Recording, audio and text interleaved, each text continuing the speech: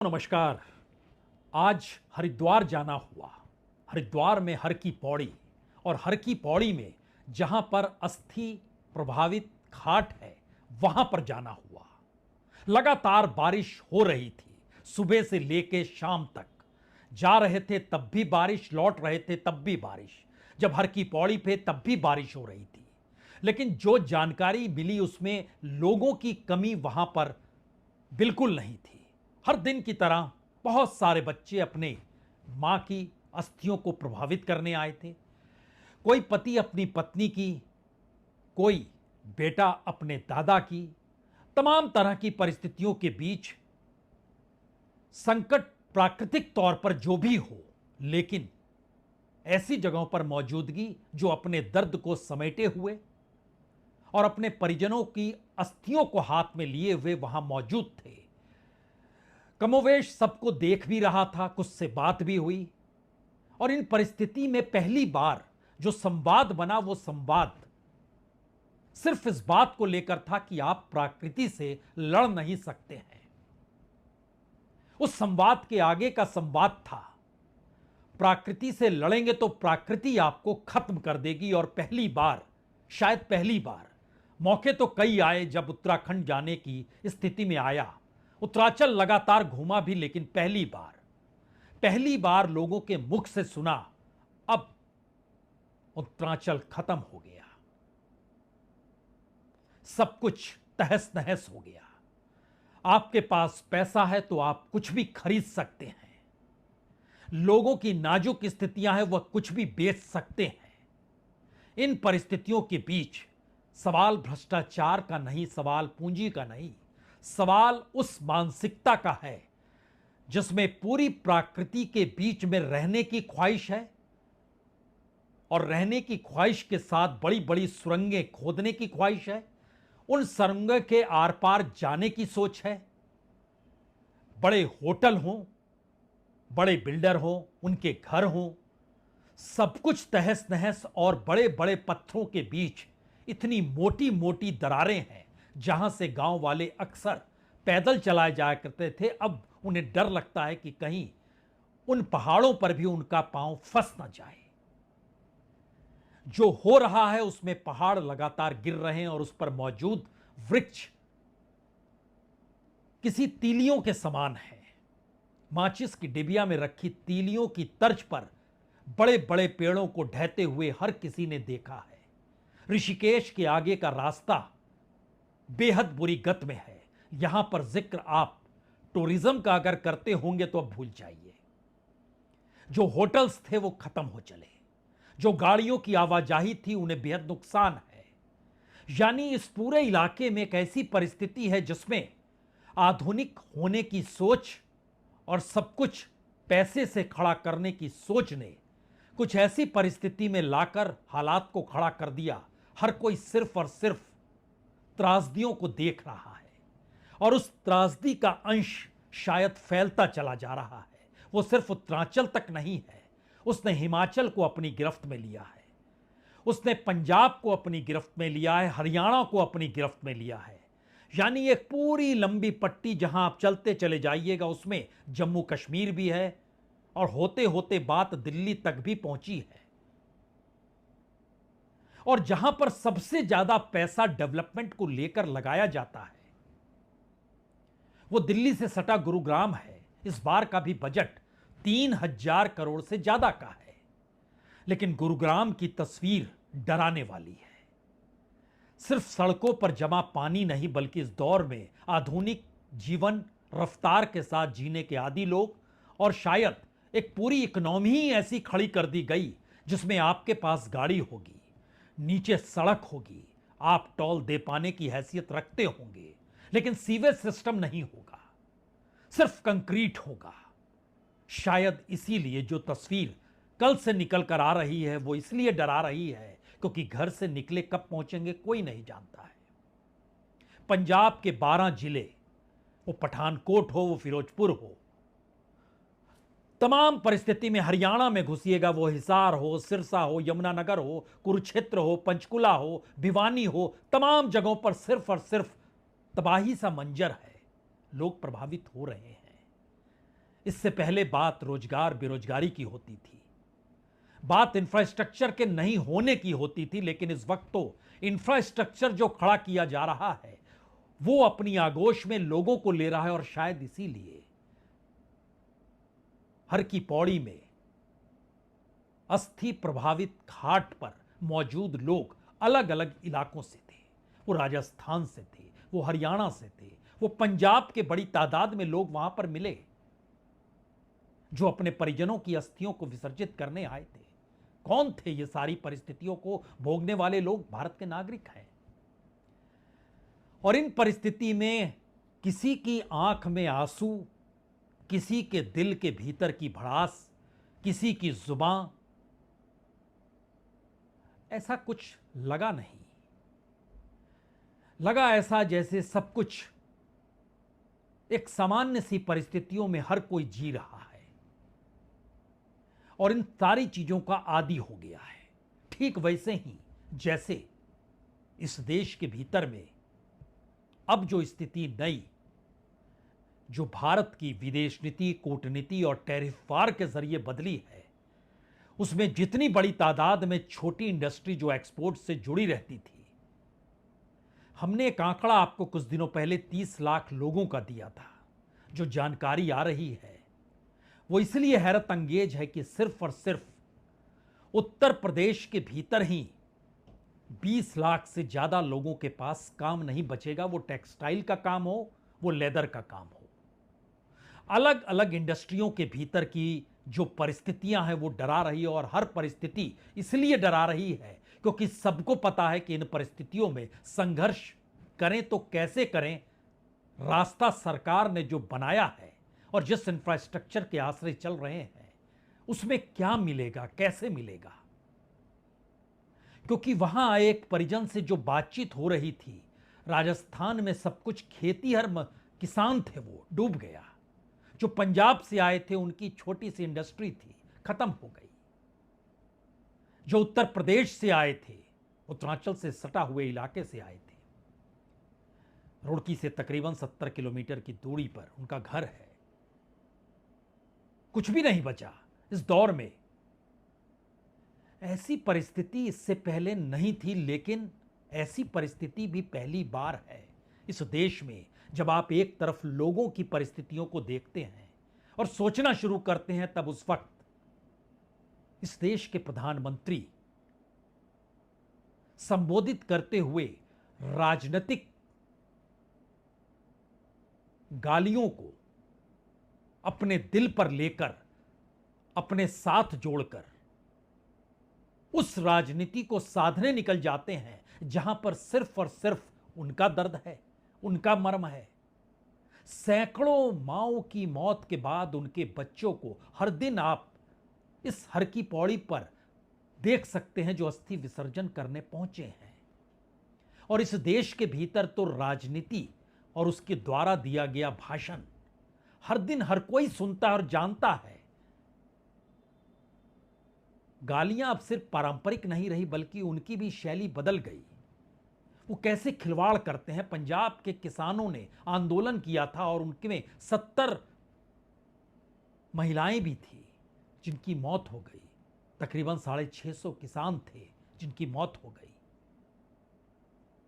लेकिन सिर्फ और सिर्फ प्रधानमंत्री जिन परिस्थितियों में अपनी मां को याद करते हुए, ऐसे मौके पर जब यह देश के लगभग 16 प्रांतों में पानी ही पानी है, 6 प्रांतों में सिर्फ और सिर्फ बेसिक इंफ्रास्ट्रक्चर जो बनाया जा रहा है उसकी तबाही का मंजर है, खुला मंजर है।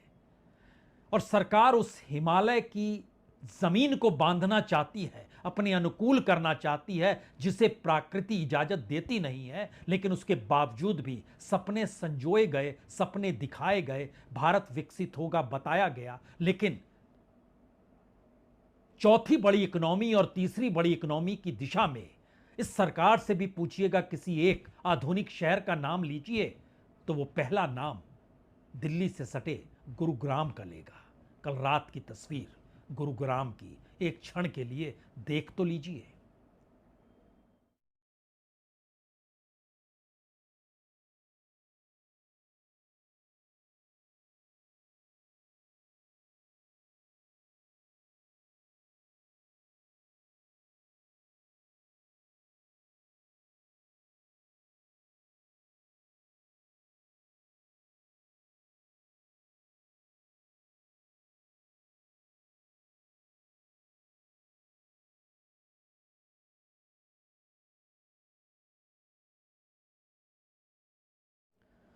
सिर्फ और सिर्फ गाड़ियों की चमक, रात के अंधेरे में आसमान से बरसता पानी, जमीन पे लबालब पानी, मोटी कंक्रीट की सड़कें और उसको सीमेंट की सड़कों में बदलने का इस देश के कैबिनेट मिनिस्टर का ऐलान, आधुनिकतम तकनीक के साथ कैसे सड़कें बनेंगी और उसके बाद जो गाड़ियां उस पर सरपट दौड़ेगी, उस पेट्रोल के भीतर भी एथेनॉल कैसे मिलाया जाएगा और इस देश की जनता वाह वाह करेगी। और शायद इस इकोनॉमी के भीतर का सच है क्या, कोई नहीं जानता है।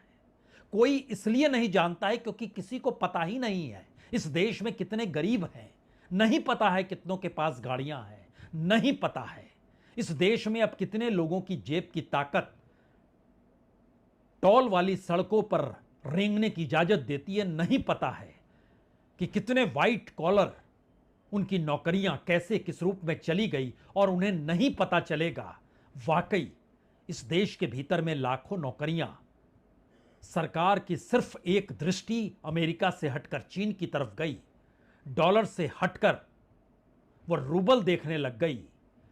एक झटके में एससीओ की बैठक हो गई और उस बैठक के आसरे खुद को अंतर्राष्ट्रीय राष्ट्राध्यक्ष के तौर पर मान्यता देने के लिए खुद ही आगे आ गए। उस देश के भीतर की हकीकत क्या है कोई नहीं जानता है, क्योंकि 2021 में जो सेंसस सामने आना चाहिए था, यानी इस देश की जनसंख्या जो गिनी जाती है, उसके जो सामाजिक आर्थिक पहलू होते हैं वो सामने आते हैं, वो नहीं आया और आज तक शुरू भी नहीं हो पाया है। 2025 आ चुका है, अगला सेंसस 2031 में आना है, 2021 बीत चुका है, तो कोई जानकारी किसी को है ही नहीं कि इस देश के भीतर का डाटा क्या है, कितने लोगों की मौत हो जाती है, नहीं पता है।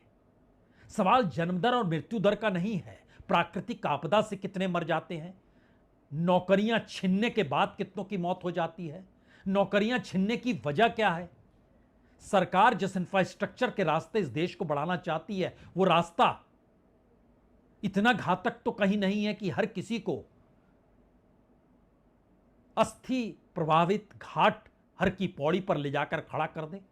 हो सकता है सरकार ने आंखें मूंद ली हो, क्योंकि सिर्फ और सिर्फ वो अपने दर्द को ही इस देश का दर्द इसलिए बताना चाहती है क्योंकि वो मान चुकी है कि मैं ही देश हूं। शायद इसीलिए डूबता हुआ पंजाब, भारत के भीतर की तस्वीर, इस दौर में एक दूसरे की मदद के लिए उठते हुए हाथ, वो कोई सामाजिक कार्यकर्ता नहीं बल्कि चकाचौंध की दुनिया में रहने वाले लोग भी बाहर निकलकर कह रहे हैं मदद कीजिए। लेकिन प्रधानमंत्री इस बात से चिंतित है कि उनकी मां को लेकर गालियां दी गई तो उनकी आंखों में आंसू नहीं तो जुबान तो भर्राई हुई है, और उनको देखकर, चूंकि बिहार में चुनाव होने हैं तो वहां के बीजेपी के प्रदेशाध्यक्ष की आंखों में आंसू आ जाते हैं। उस बिहार में, जिस बिहार की आर्थिक परिस्थिति इस देश के भीतर सबसे नीचे है, गरीबी रेखा में सबसे नीचे, हर दूसरा शख्स गरीब, रोजगार है नहीं, सबसे ज्यादा विस्थापित बिहार से ही लोग देश भर में जो मजदूरी के तौर पर काम कर रहे हैं, और बिहारी शब्द राजनीतिक तौर पर कुछ इस तर्ज पर इस्तेमाल करने से इस देश की सियासत चूकती नहीं है, जहां पर हर बिहार के निवासी का या इस देश के भीतर लोगों का दिल भेद कर जाए कि देखिए ऐसी परिस्थिति है। एक क्षण के लिए देखिए जरा पंजाब के हालात, और उसमें पंजाब के लोग, वो चकाचौंध से निकले हुए लोग हैं, वो मदद के लिए आगे आ रहे हैं। ਸਤਿ ਸ੍ਰੀ ਅਕਾਲ ਸਾਰਿਆਂ ਨੂੰ। ਮੈਂ ਇਹ ਕਹਿਣਾ ਚਾਹਾਂਗਾ ਕਿ ਪੰਜਾਬ ਦੇ ਵਿੱਚ ਬਹੁਤ ਸਾਰੇ ਹੜ੍ਹ ਆਏ ਨੇ ਔਰ ਬਹੁਤ ਸਾਰੀਆਂ ਜਾਨਾਂ ਗਈਆਂ ਨੇ, ਪਸ਼ੂ ਜਿਹੜੇ ਨੇ ਰੁਲ ਗਏ ਨੇ। ਫਿਰੋਜ਼ਪੁਰ, ਫਾਜ਼ਿਲਕਾ, ਤਰਨਤਾਰਨ ਇੱਧਰ ਸਾਈਡ ਦੇ ਬਹੁਤ ਜ਼ਿਆਦਾ ਜਿਹੜੇ ਇਲਾਕੇ ਨੇ ਅਫੈਕਟਡ ਨੇ। ਸਾਨੂੰ ਸਾਰਿਆਂ ਨੂੰ ਮਿਲ ਕੇ ਵਾਪਸ ਪੰਜਾਬ ਨੂੰ ਖੜਾ ਕਰਨਾ ਹੈ। ਜੋ ਵੀ ਤੁਹਾਡੇ ਤੋਂ ਹੋ ਸਕਦਾ, ਜਿਹੜੇ ਵੀ ਤੁਹਾਡੇ ਪਿੰਡਾਂ ਦੇ ਵਿੱਚ ਜੋ ਵੀ ਮਦਦ ਮਿਲ ਸਕਦੀ ਪਲੀਜ਼ ਕਰੋ। ਮੈਂ ਵੀ ਬਹੁਤ ਸਾਰੇ ਲੋਕਾਂ ਨਾਲ ਜੁੜਨ ਦੀ ਕੋਸ਼ਿਸ਼ ਕਰ ਰਿਹਾ। ਮੈਨੂੰ ਜੋ ਵੀ ਚੀਜ਼ ਚਾਹੀਦੀ ਹੈ ਪਲੀਜ਼ ਸ਼ੇਅਰ ਕਰੋ। ਕੋਈ ਮੱਛਰਦਾਨੀਆਂ ਹੋਣ, ਪਸ਼ੂਆਂ ਲਈ ਤੂੜੀ ਹੋਵੇ, ਜੋ ਵੀ ਹੋਵੇ, ਖਾਣਾ, ਰਾਸ਼ਨ, ਜਿਹੜੇ ਜ਼ਿਆਦਾ ਇਫੈਕਟਡ ਪਿੰਡ ਨੇ ਉਹਦੇ ਬਾਰੇ ਜ਼ਰੂਰ ਦੱਸੋ। ਅਸੀਂ ਕੋਸ਼ਿਸ਼ ਕਰਾਂਗੇ ਕਿ ਪੰਜਾਬ ਨੂੰ ਮਿਲ ਕੇ, ਰਲ ਮਿਲ ਕੇ ਜਲਦੀ ਵਾਪਸ ਖੜੇ ਕਰੀਏ।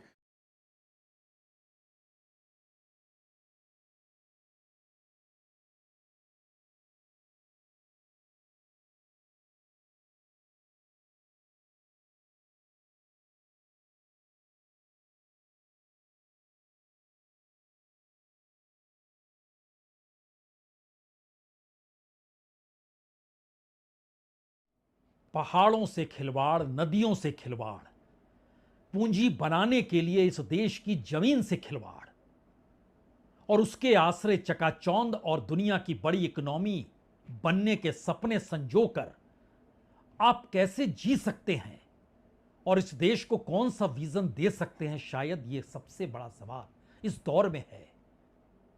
एक क्षण के लिए प्रधानमंत्री को भी जाना चाहिए हर की पौड़ी पर, जहां अस्थि विसर्जित घाट है। समझना चाहिए लोगों को देखकर अलग अलग प्रांतों से लोग यहां पर क्यों आ रहे हैं और उसमें बहुत सारी माओं की मौत भी हुई है। उनके बच्चे हाथों में अस्थियां लिए वहां प्रभावित कर रहे हैं। जाना चाहिए। इस देश की राजनीति ने इस देश को कितना खोखला कर दिया, उसकी तस्वीर आज प्रधानमंत्री के उस भाषण में नजर आई जब यह देश सबसे बुरे हालात में है। हिमाचल में 60 बरस का रिकॉर्ड टूट रहा है। हरियाणा के भीतर पानी विभाजन के दौर की याद दिलाने लगा है। जम्मू कश्मीर के भीतर के हालात जो प्राकृतिक आपदा के साथ आई है, हिमाचल में जिस तरीके से पूरा पहाड़ एक गांव को लील ले जाता है, खत्म कर देता है उस गांव को। कल तक वो गांव था, आज वहां पर धड़कनें बची ही नहीं है। क्या इन परिस्थितियों के बीच इस देश को किसी ऐसे नेता की जरूरत है जिसे यह दिल से महसूस हो रहा हो कि उसे राजनीतिक दलों के मंचों से उनकी मां का नाम लेकर गाली दिया गया और यह एक राष्ट्रीय मुद्दा है और पूरे देश के लोग इसे समझ लें, जान लें? यह एक ऐसी परिस्थिति है जिसमें अगर आप आंकड़ों के लिहाज से जो हमारी टीम ने आंकड़े जुटाए हैं, अगर आप उसे परखना शुरू करें तो हो सकता है आपकी आंखें फटी की फटी रह जाएं। 3034 करोड़ गुरुग्राम के डेवलपमेंट के लिए। जिन जगहों पर पठानकोट हो, फिरोजपुर हो या 12 जिले जो हम पंजाब का जिक्र कर रहे हैं, और उसमें अगर हरियाणा के भी आप हिसार, सिरसा, भिवानी, यमुनानगर, कुरुक्षेत्र, पंचकुला सबको मिला दीजिएगा, उत्तराखंड की वो पूरी कतार डेवलपमेंट की जहां से पहाड़ ढह रहे हैं उसको मिला दीजिएगा, हिमाचल प्रदेश के भीतर जो बड़े बड़े मशीन जिस तरीके से पहाड़ों में छेद करते नजर आ रहे हैं, जिन हालातों में कश्मीर को भी आधुनिक बनाने की दिशा में बढ़ने के कदम दिल्ली में प्लानिंग कमीशन तो नहीं बल्कि नीति आयोग लकीरें खींच रहा है, ये तमाम परिस्थितियां आपको दिखाएंगी और अगर नहीं दिखाई देगी तो फिर दिल्ली के भीतर का सच भी उसके साथ जुड़ जाएगा। इस दिल्ली को भी आधुनिक बनाने के लिए क्या क्या हो रहा है। और यमुना का पानी जो दिल्ली में एक वक्त एक लकीर की तरह चलता है गर्मियों के महीने में, आज उसके उफान को भी आप रोक पा नहीं रहे हैं। उसका उफान सड़कों पर आ गया है, दिल्ली की सड़कों पर है। क्यों? क्योंकि इस पूरे घटनाक्रम में जिन राज्यों का हम जिक्र कर रहे हैं, पंजाब, हिमाचल, उत्तरांचल, जम्मू कश्मीर, हरियाणा और चाहे तो दिल्ली भी जोड़ दीजिए, आपको जानकर हैरत होगी सिर्फ बेसिक इंफ्रास्ट्रक्चर के लिए बीते 5 बरस में इन जगहों पर जहां जहां तबाही का मंजर इस देश के भीतर नजर आ रहा है, और उसमें आपको बिहार भी जोड़ देना चाहिए जो हर वक्त कोसी के जरिए नजर आता था, लेकिन इस समय जो हालात हैं वहां के, अगर उसको भी आप जोड़ दीजिएगा तो आपको जानकर हैरत होगी। इन 5 सालों में 20 लाख करोड़ से ज्यादा सिर्फ उस इंफ्रास्ट्रक्चर पे खर्च किया गया जिससे कि ऐसी परिस्थिति ना आए, और यह परिस्थिति बढ़ती चली गई। और इस 20 लाख करोड़ की एवज में जो जमीनों की कीमत थी और उस जमीनों के मुनाफे की कीमत थी, उन मुनाफों के आश्रय जो कुछ खड़ा किया गया, उसका जो आकलन था उसको 3 हिस्से में समझ लीजिए। अगर 2 लाख करोड़ खर्च किए गए तो उसके आश्रय 20 लाख करोड़ रुपए बनाने की कोशिश शुरू हुई। उस 20 लाख करोड़ के आश्रय जो तकरीबन 30 से 40 लाख लोग उस दायरे में सिमट के आए, जिनके पास गाड़ी है, जिन्हें घर चाहिए, जो कंक्रीट का जंगल पसंद करते हैं, उनकी आवाजाही होती है, जो होटलिंग का प्रोसेस है, जो पूरे टूरिज्म का प्रोसेस है, जो नदी को बांध पाने की क्षमता रखने वाले कंक्रीट की दीवार खड़ा करने की सोच है, वो पार्लियामेंट से शुरू होती है, वो सांसदों से शुरू होती है, कैबिनेट मिनिस्टर से शुरू होती है और निचली पायदान तक पहुंचते पहुंचते उस दरवाजे की चौखट पर चली जाती है जहां पर रोटी नहीं वो अपनी जमीन बेच देगा अगर उसकी जमीन की कीमत उसको दुगनी मिल जाए तो। सब कुछ बिक रहा है, इसीलिए हर की पौड़ी के अस्थि प्रभावित घाट पर एक शख्स ने कहा, अब उत्तराचल नहीं बचा। पैसा है तो सब कुछ आप ले सकते हैं, खरीद सकते हैं। और ऐसे मौके पर इस देश के इन हालातों के बीच प्रधानमंत्री जब ये कहते हैं और उनके कहते वक्त जब बिहार के प्रदेशक की आंखों से आंसू टपकते हैं, रुआसे हो जाते हैं, जो स्क्रीन पर दिखाई देने लगता है, हो सकता है ऐसे मौके पर आप भी निशब्द हो जाएं। ऐसी स्थिति। गाली, भद्दी गाली केवल मेरी मां को नहीं दी गई है, ये भद्दी भद्दी गाली करोड़ों माताओं बहनों को दी गई है। मैंने भी बचपन से अपनी मां को ऐसे ही रूप में देखा। उन्होंने उसके बेटे की पीड़ा ये शाही खानदानों में पैदा हुए युवराज नहीं समझ सकते। याद है, बारिश का मौसम आने से पहले मां इस कोशिश में जुट जाती थी कि छत न टपके ताकि उसके बच्चे चैन से सो सके। एक गरीब मां के कामगार बेटे को आशीर्वाद देकर प्रधान सेवक बना दिया। इस देश में गरीबी की कोई लकीर नहीं है और आप खींच भी नहीं सकते हैं। जब आप गरीबी रेखा से नीचे कहते हैं तो हो सकता है आपके जहन में IMF और वर्ल्ड बैंक का वो आंकड़ा रेंग रहा हो कि इतनी कमाई होती है या नहीं होती है। $1 मिलता है, $2 मिलता है, $3 मिलता है। जी नहीं, इस देश की कमाई दिल्ली जैसी जगह में भी, गाजीपुर में जो कूड़े का पहाड़ है उसमें भी चुनते बुनते हुए लोग भी नजर आते हैं। और जो कूड़ा घर से हर सुबह उठाया जाता है, वहां पर जो खाना फेंका जाता है उसको भी खाते हुए आप देख सकते हैं इस देश की गरीबी का आलम। सड़कों पर बिछे हुए रॉड्स जो कि सड़कों को ढकते हैं, उसकी भी चोरी होती है। क्यों? कोई पैमाना नहीं है गरीबी का। और इस सरकार ने इस दौर में पता लगने ही नहीं दिया। यह पूरा देश सिर्फ इतना जानता है कि 80 करोड़ लोगों को मुफ्त में अनाज मिलता है और उनकी हालत ऐसी नहीं है कि वो हर महीने 5 किलो अनाज खरीद सकें हर व्यक्ति, तो उन्हें अनाज मुफ्त में दे दिया जाता है। 140 करोड़ लोगों का यह देश 2011 में जब सेंसस हुआ था उस समय 120 करोड़ 121 करोड़ लोगों का यह देश था, यानी 19 करोड़ तो बढ़ चुके हैं। इन बढ़े हुए लोगों में सिर्फ रईस हैं या 19 करोड़ शामिल हुए। और इस दौर में इस देश की अर्थव्यवस्था, इस देश की सामाजिक आर्थिक परिस्थितियों ने जितना विपन्न बनाया, दूसरी तरफ भारत की राजनीति उतनी ही रईस हुई। कोविड काल का दर्द आपको याद है? मरते हुए लोगों को आपको याद आ रहा है?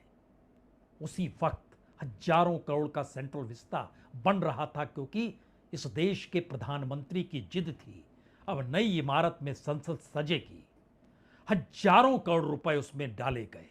उसी दौर में PM केयर बना। इस दौर के कॉरपोरेट्स, अंतर्राष्ट्रीय इंडस्ट्रियलिस्ट, इस देश के सरकारी कर्मचारी, जिसके पास कुछ भी काम था उससे कुछ पैसा लिया गया। यानी एक पूरा नेक्सस तैयार कर दिया गया सिस्टम के लिहाज से, कोई कुछ कहे ही नहीं।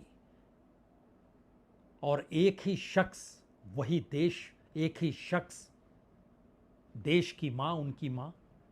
और इसी परिस्थिति में पूरे देश के भीतर की उन परिस्थितियों को जानने समझने के लिए इस देश के भीतर बहुत सारे घाट हैं, बहुत सारी जगहें हैं।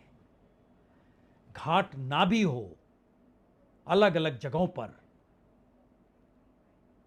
अस्थियों को प्रभावित करने की व्यवस्था भी है। और नहीं व्यवस्था है तो खुली जमीन है नदियों के किनारे। जिस राग को लगाकर ये सरकार चलती है, उस राग में 1947 के बाद 100 बरस पूरे होने पर एक विकसित भारत का सपना है।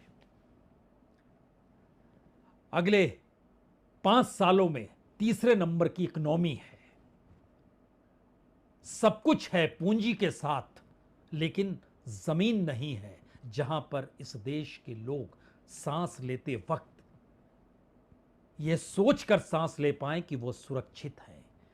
उनकी जमीन कोई खरीदेगा नहीं, उन्हें कोई लालच देकर उनको घर से बेदखल नहीं करेगा। उनके इर्द गिर्द के पेड़, पहाड़, नदी सब कुछ सुरक्षित रहेंगे। उनकी नौकरियां और उससे बड़ी हुई इस देश की इकोनॉमिक पॉलिसी पटरी पर चलेगी। लेकिन यह सब इस दौर में गायब है क्योंकि प्रधानमंत्री रो रहे हैं। बहुत बहुत शुक्रिया।